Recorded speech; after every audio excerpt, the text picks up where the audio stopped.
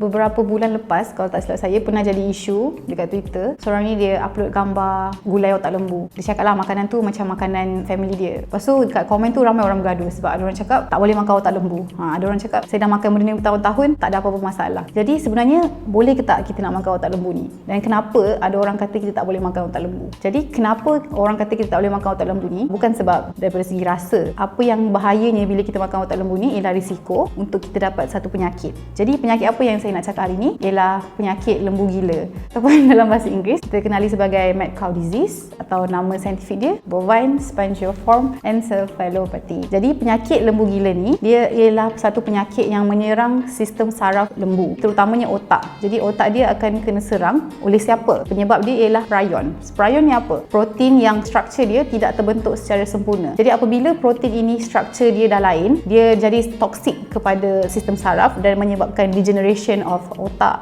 Jadi bila otak lembu tu dah terganggu, sistem saraf dia terganggu, kita akan nampak simptom-simptom seperti susah nak berjalan, lembu tu macam shaking, ataupun simptom lembu menjadi lebih agresif. Bila lembu menjadi lebih agresif itulah dalam bahasa Melayu kita gelarkan penyakit lembu gila. Jadi sebenarnya dalam Malaysia belum ada kes lembu gila ni direkodkan. Tapi penyakit lembu gila ni ialah satu isu yang popular di United Kingdom. Jadi United Kingdom pada tahun 90-an catatkan bilangan yang tinggi, dan mereka suspek ialah kerana mereka berikan lembu ini makan bone meal, iaitu tulang daripada lembu lain yang mereka kisar, dan mereka beri makan kepada lembu mereka, dan mereka suspek tulang yang mereka kisar tadi tu ada prion daripada lembu yang mereka dah bunuh tadi. Jadi kalau kita manusia makan prion lembu tu, kita akan dapat penyakit lembu gila ke? Jawapannya ialah ya dan tidak. Kita akan dapat penyakit yang sama seperti penyakit lembu gila, tapi dia tak panggil penyakit lembu gila. Dalam manusia dia digelar CJD ataupun Creutzfeldt-Jakob disease. Jadi penyakit ini mempunyai simptom yang lebih kurang dengan penyakit lembu gila, iaitu dia efek otak, so kita akan ada masalah dengan pergerakan dan juga ada masalah memory loss. Jadi kenapa benda ni serius? Kerana so far penyakit CJD ni tidak ada cure ataupun tidak ada penawar. Yang kita boleh buat ialah kita cuma boleh rawat simptom. So biasanya orang yang dapat penyakit CJD ni dalam tempoh 6 bulan hingga setahun mereka akan mati, kerana benda tu efek otak, dan otak mereka akan slowly degenerate over time, dan dalam masa 6 bulan hingga 1 tahun mereka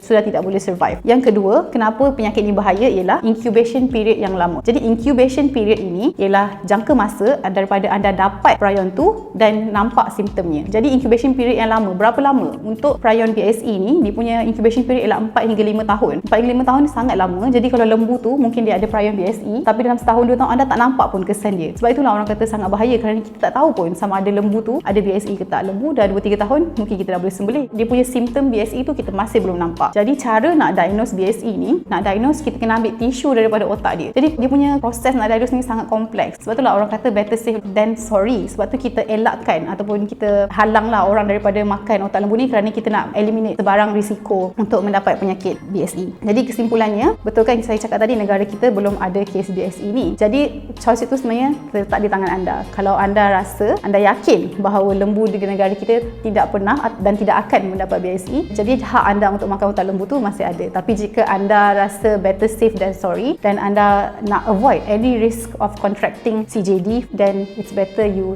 tak ingest atau tak consume otak lembu.